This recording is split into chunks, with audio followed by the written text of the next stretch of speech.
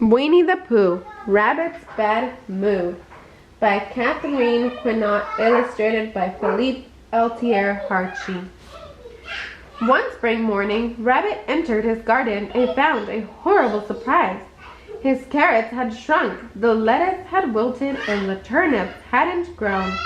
Only the radishes looked edible. He knelt down to pull a radish from the dirt. "This is a disaster," he cried as he took a bite. "This radish is too small, and it tastes terrible. I cannot eat that." He pulled out another one. The same thing. Another one, but it was even smaller than the first.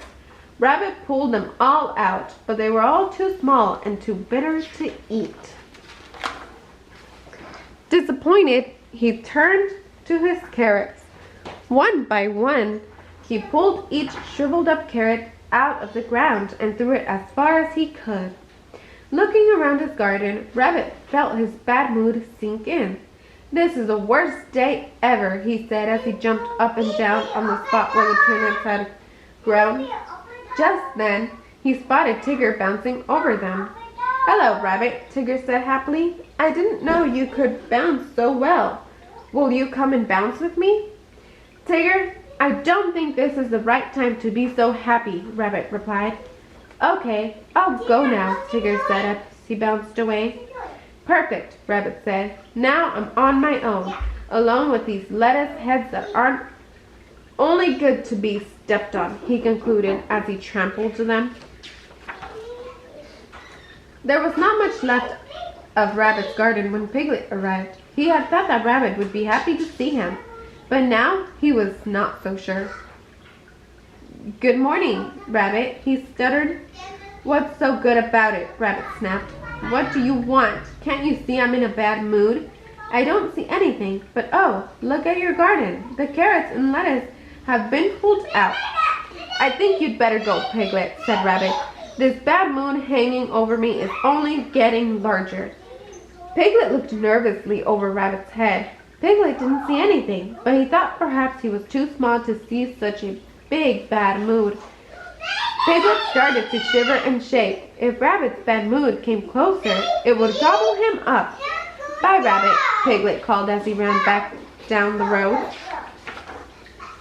Piglet ran straight to Pooh's house to tell him what was going on. "I understand," said Pooh as he scratched his head.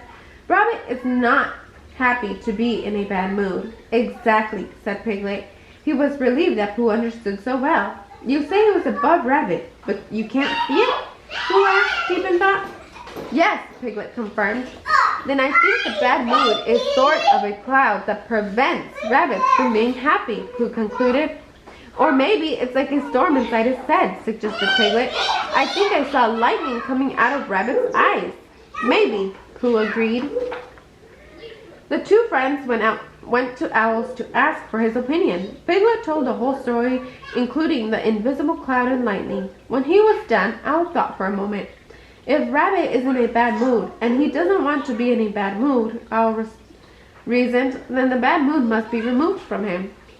"By dousing the lightning in his eyes with water," Piglet asked. "By blowing away the invisible cloud," suggested Pooh. "I think," Owl said, "that we should try to understand why Rabbit is in a bad mood. If we understand why, then maybe Rabbit's bad mood will go away by itself." The three friends were headed toward Rabbit's when Tigger joined them. He wanted to know more about Rabbit's bad mood, too. As the friends approached Rabbit's house, they could see him kicking the cabbage in his garden. They hoped that they could help their friend improve their mood. "Why are you in a bad mood, Rabbit?" Owl asked when they reached the garden.